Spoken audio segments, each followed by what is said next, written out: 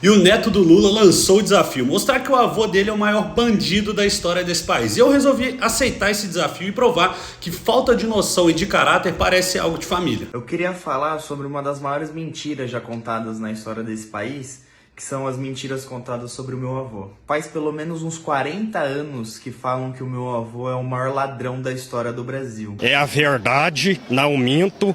Mas ninguém, nunca, em nenhum momento, apresentou uma única prova que ele tenha roubado um único centavo. Será? Quero desafiar todo mundo que fala todos os dias e repete todos os dias que o meu avô é um ladrão.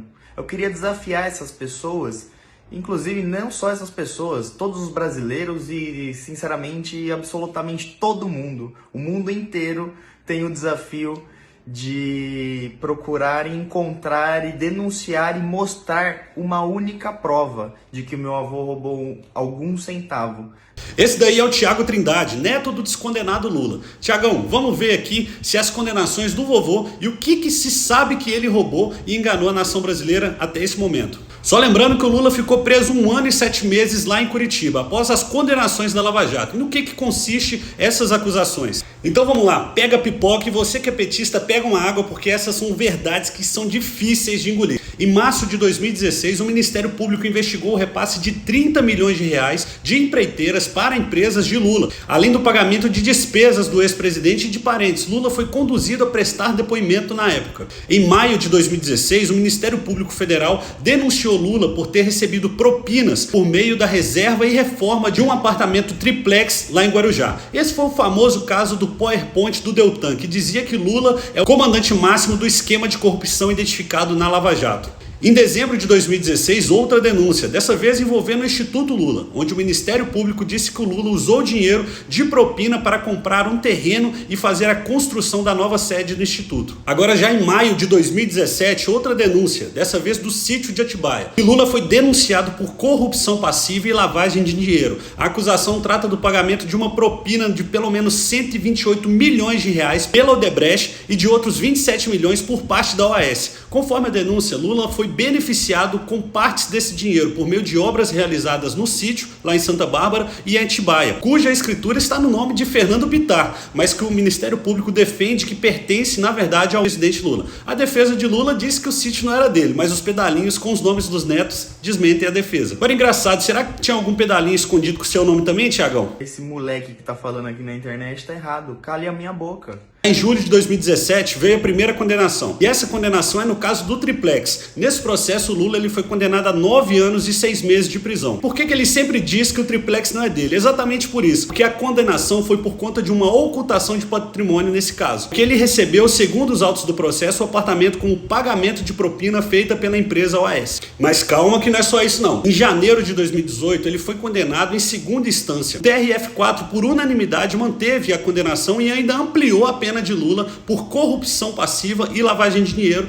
no caso do triplex lá em Guarujá. Já em abril de 2018, o maior bandido da história desse país finalmente vai para trás das grades.